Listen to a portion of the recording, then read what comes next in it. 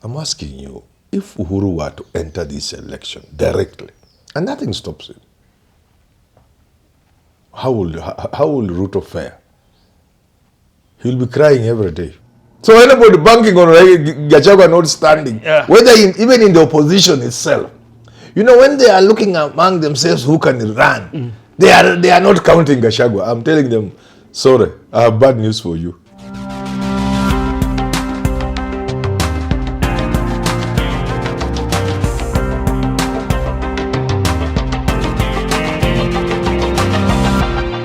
Great to see you. Hello there and welcome to Herman Manyora's YouTube channel. My name is Jadil Kabiru. It is always a pleasure, it is always a joy, it is always a privilege from our end to have you joining us every single day for this political conversations to help build the politics and policy here in our country, Kenya. I'm here with Prof. Manyora. Great to see you. How are you doing today? Doing well, and thanking our viewers and asking them to like and subscribe. It's long since we told them that, and invite new subscribers. And more likes. And even those who would want to advertise, if you want to reach our audience. You can. Especially now that we have finished the quarter with other advertisers. Yes. Now, you remember we had told some people to wait. Now, new advertisers can come the next quarter. Yes. If you want to talk to our audience, if you feel like your business needs to reach other people out here, you can talk to us. The number is on the screen. Prof. Muhoho Kenyata spoke yesterday. And for some reason, the country is speaking about Muhoho Kenyata as a potential flag bearer for the loyal opposition. Yes. What do you think, just a glimpse of him just telling youth, you know, turn out to take over your country. This is our country. Why does that spark this big conversation in Kenya? Because it's coming from Muhoho Kenyata. And Muhoho Kenyata is not your average Joe, as the young man will put it. He's a Kenyata. And the name Kenyata has some magic on it. And with it, and in it, It's as simple as that. Just that. And remember, I did a video some time back, and I said if Muhoho Kenyata were to go for the president, some people thought I was joking. But there are those who sat back and said, you have a point.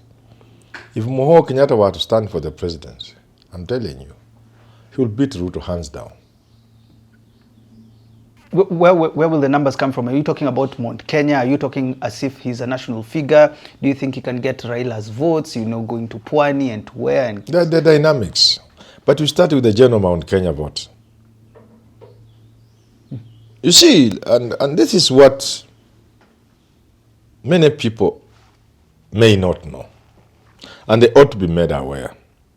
You must respect Raila Odinga as a politician. Why? You see, when you are running against Mwai Kibaki and you are Raila Odinga, you are running against Uhuru Muigai Kenyata and you are Raila Odinga. You are running against a person who comes in the first instance with millions of votes on the table. Kutoka kwa watu yake. Mtu anamwaga kura kama 1,600,000 hapo kwa meza saa hii kama Muhoho Kenyata. Amwage 6 pap kwa meza. Tell me anybody. And even Raila, when he's facing Kibaki, he's coming with 1 million plus from his own people. Against Kibaki's 3 or 4 million from Gema community. So that's why I say you must give credit to Raila that he's able to build this paltry 1 million of his versus the 4 million of Kibaki or Uhuru. To build across the country until he comes close to beating them or beating them, depending on where you stand. That's why I tell people respect Raila Odinga. Tell me an individual who can run against a Mount Kenya candidate who will come with 6 million votes. And this time they are so annoyed. They will put on the table 7-8 million votes. Tell me how Kalonzo can counter that. Tell me how Matiang'i will do it, if it is Muhoho Kenyata. Tell me how. It is so difficult, and that's why you must respect Raila Odinga. Anajaza kidogo across the country. Mpaka anafikia hawa watu wa Gema. Ogopa Raila tafadhali. Mimi naambia watu ogopa Raila. So I want to see a candidate who can go against Muhoho.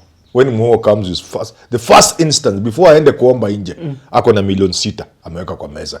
Wewe unakuja na yako kama ni Kalonzo 2 million ya Wakamba. Na kama wewe ni Ruto? Kama wewe ni Ruto unakuja na kama milioni moja na kitu ya Wakalenjin ama 2. Unaenda kuomba. Ingine ni kuomba, hii ni Kenya. Hii ni Kenya. Unaanza na yenyu nyumbani. Si Matiang'i alienda nyumbani ya Wakisii. Yeah. Alete milioni moja ya Wakisii. Alafu Muhoho aweka hapo milioni 6 ya Wakikuyu na watu wa Gema. Sasa Matiang'i aanze kutembea Kenya. Kujaza. Wanasema kidogo kidogo hujaza kibaba. Lakini hii ni ngumu. So Muhoho can be a dangerous card. Do you think the best option for the opposition, the loyal opposition, is to include someone like Muhoho Kenyata? And do you think there's any chance Muhoho can go lower than the presidency if they do that? That is very complex. It's complex because, one, Muhoho stature is beyond running mate. Number 2.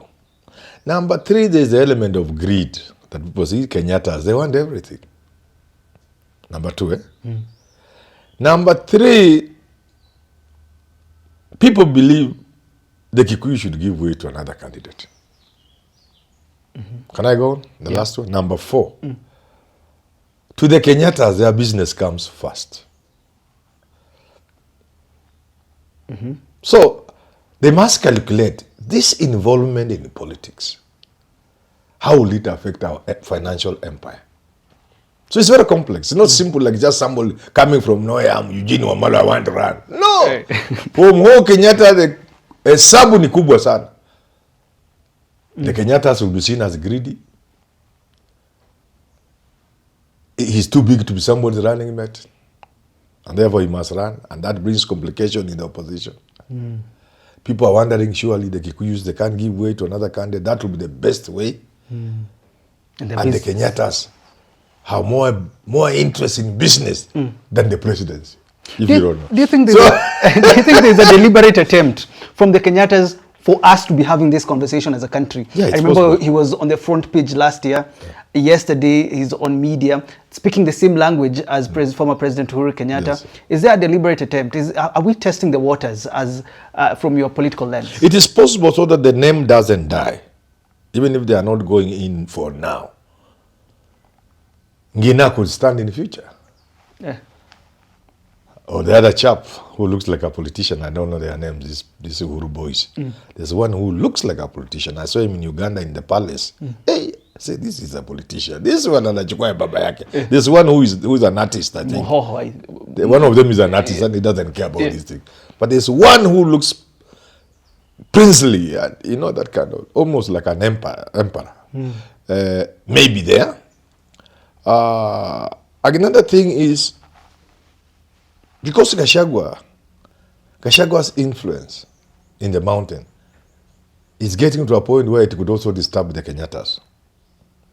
And recently you heard clearly in Wamnyoro, Gachagua was saying, mimi kama kiongozi ya Mulima. That may rub the Kenyatas the wrong way. So it's a whole mix of things. They may be doing this to reclaim their position as the community leader. What knowledge do you think President Ruto has with regards to Uhuru Kenyata, that we see his lieutenants directly attacking the Kenyatas, Uhuru Kenyata? I think one of the politicians was saying, I think it was actually Farouk Kibet that was saying Uhuru should be denied his retirement package if he's actually playing politics. But what do you think Ruto has noticed about the Kenyatta now, that they are attacking him? But first, even Farouk talks of Kenyatta and money. That's a pension kwa Kenyatta. Yeah. Does Farouk know how much money Kenyatas have? Kenyatas don't have the money Ruto has. Pesa kina Kenyatta inaitwa old money. Pesa mzee. Hii hapana kina Farouk hii ya jana. This is old money. Ruto's money will become old money in another 20 years or 30 years. Hii hawa wamefunga. Unajua kufunga? Hii ya kina Kenyatta, kina Nyachae, kina Njonjo, hizo zilifungwa. Hata kama waliiba, wamefunga, wamesafisha uchafu yote. It is clean old money, safe. So what is Farouk talking about? Pension to Kenyatta? Retirement. He's joking. And I hear it's actually in the budget. The package has I've seen some slashing, but does Kenyatta even need that? Does he even need that money? I know rich people, like Achebe says, a man with an elephant on the back bending to pick a grasshopper. I know that happens too, but that's not so. But I think the fear Ruto may have is very obvious. And this is the influence Kenyata can have in the next election. Because if Matiang'i is a factor in this election, where will Matiang'i get money to run for an election of this nature? It can only come from Uhuru Kenyata. Where will Matiang'i get the network required to win a presidential election against Ruto? It can only come from Kenyata. And I don't want to hear the nonsense of he didn't make Raila president. Politics doesn't work like that. There are dynamics. Yeah. And I strongly believe if Uhuru wanted Raila to be president, he would have become president. Yeah. Despite Ruto's story that he's the one that made Uhuru president in 2018, Uhuru was giving up. Let me tell almost slapped Uhuru, he said. Let me tell you this.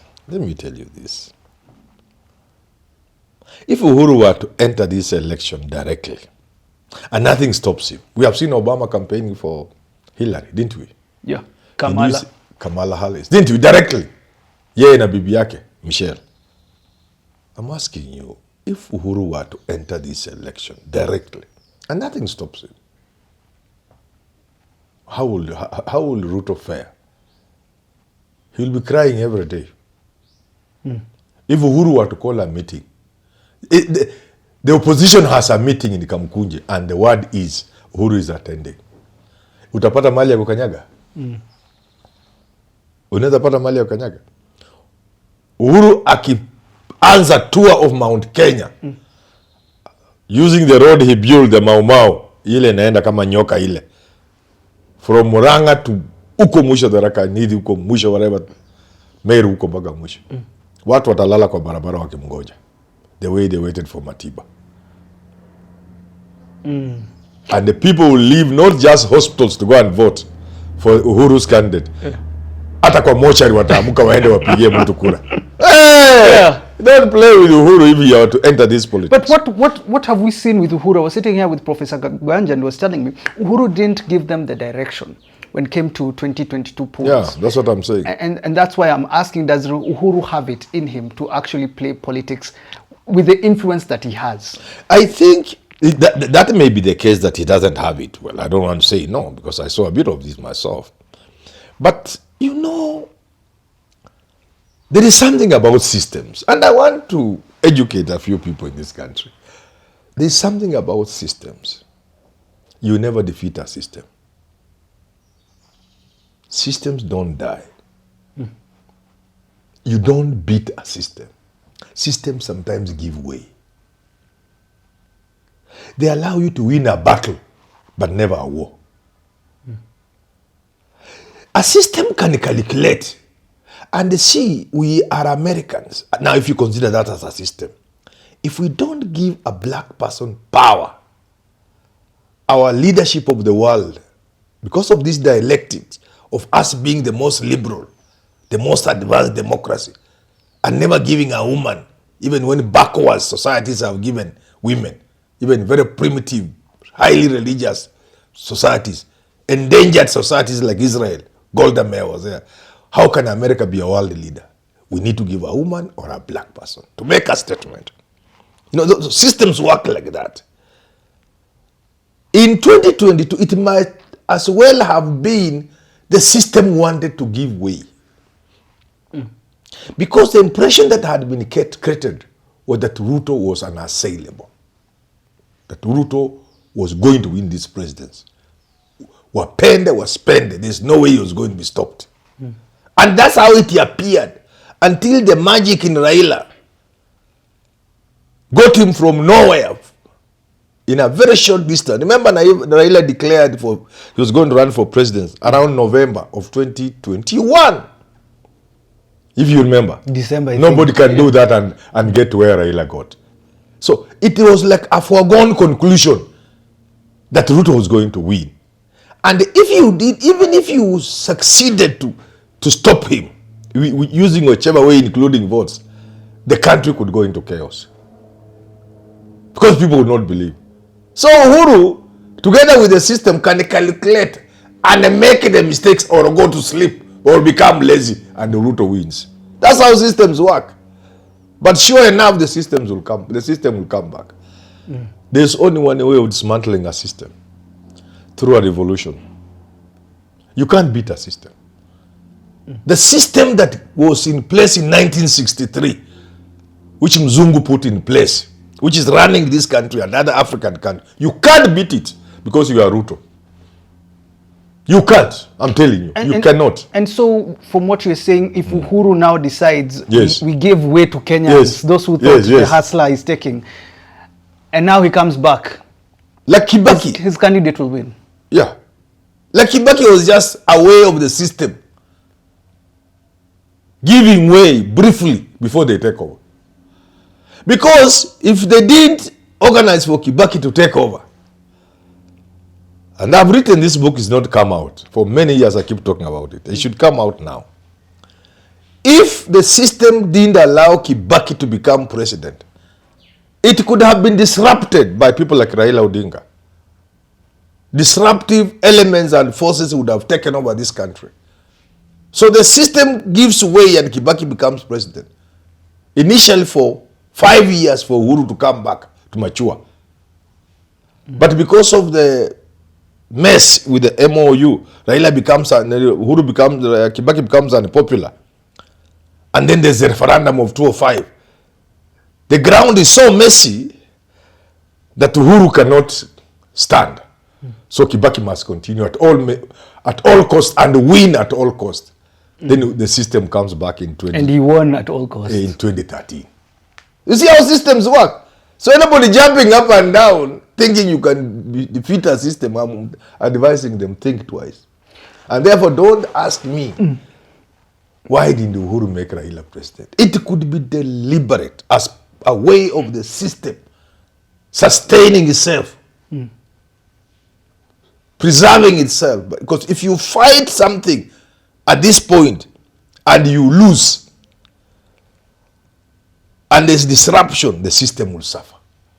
Okay, if they're testing waters with Muhoho, Kenyata, Uhuru to come with Muhoho, why is there this deliberate delay in embracing Gachagua, as much as Gachagua is fighting for Kenyata? Gachagua is an outsider. So it's difficult to embrace him? Yeah, he's a rank outsider. He's an outsider. Powerful now, but he's an outsider. He's not a system person. He doesn't have a card. This is a card-holding enterprise. That's why Raila has never become president. The Njonjos tried to give him temporal membership.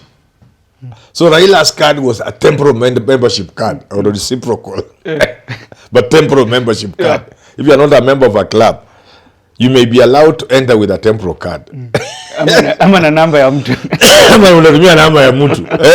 Unaelewa? So Raila alipewa temporal card.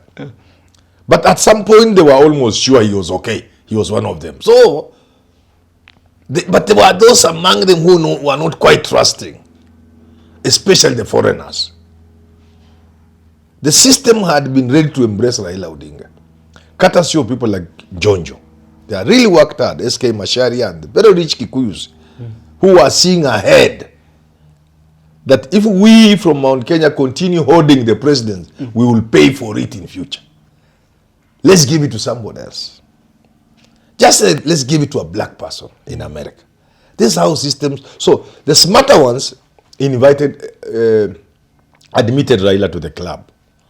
But there was still resistance, which people like Ruto now built on the ground. What is your advice for Gachagua as we wind up? Now that we are seeing Muhoho can come, Uhuru might support Matiang'i. Based on how Ruto won 2022, what is your advice for Gachagua? And let's even put Kalonzo there, if they want to take power in 2027. It's a very difficult game. It's so difficult, I need to crack my head when I'm in Mombasa with my feet, with my feet in Indian Ocean, thinking for somebody, with a fat check in my account. It is very complex. And that's why Ruto may not be a worried man. If you give Matiang'i, who does he run with? He can't run with Wamala or Natembeya because they are both from Western Kenya. Whoever you give, where does that leave Kalonzo? If you give Kalonzo deputized by Matiang'i, which looks like if Uhuru were to support them, that will be the combination. For example, Matiang'i and Kalonzo. Whoever is on top is not the issue. But Kalonzo ni mzee ndio anafaa kuwa juu. Where does that leave the Luya nation?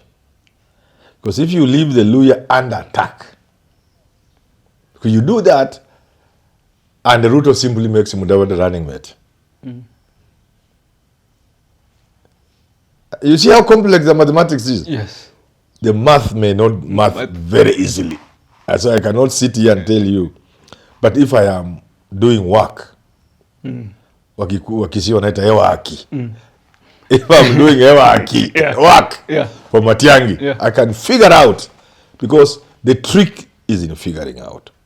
The salvation, however, may lie in Gen Zs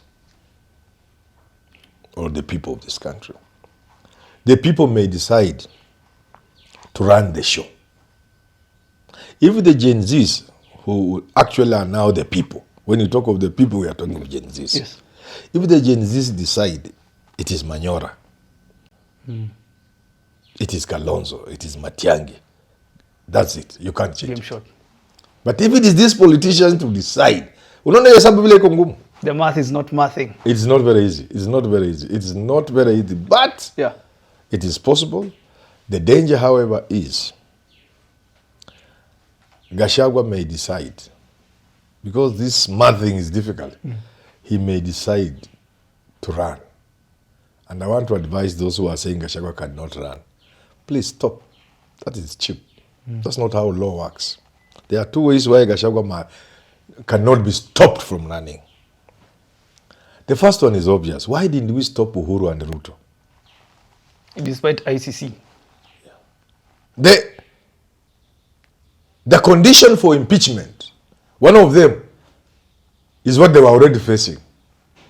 Suspected of crimes against humanity, international crime. Then they were not suspected. They were indicted. They were indictees. Somebody tried to stop them. IBC guy. The Supreme Court. We only deal with petition. Why? Why? You can ban the country. For the same reason you can't stop Gachagua. You can't. You cannot tell Mount Kenya that you are not going to participate in this election. You can't. It's not possible. The second reason why you can't stop Gachagua if you want to run is this thing is in court. And the law is very clear. Until somebody has exhausted all legal mechanisms, all avenues. Yes. Mpaka hii kesi ifike Supreme Court. Hii kesi yake hata ijaanza. Unajua hii kesi yake ijaanza? Yeah. You know the case hasn't started. Yes. They made an appeal on the empanelment, whether somebody had the power to empanel, blah, blah, blah, blah. Not the case. The merit hata ijafika hata high court. Haijaanza. Kuna kakitu appeal court, kakiisha, then they begin the case itself. Then it goes to court of appeal. Then the Supreme Court. Even after the Supreme Court has pronounced itself, Gachagua would still go to the Supreme Court for advisory on whether or not he can be stopped from running. 10 years. So anybody banking on Gachagua not standing, whether even in the opposition itself, you know, when they are looking among themselves who can run, they are not counting Gachagua. I'm telling them, sorry, I have bad news for you. Nothing and nobody can stop Gachagua from running if he wants to run. Not the law, not the politics. The politics refer back to Uhuru and Ruto 2013. The law, read the law. Well, thanks for tuning into that conversation. It's about system and politics. Will it be Uhuru Muhoho versus Ruto come 2027? Thanks for tuning in. Have yourself a lovely rest of your day.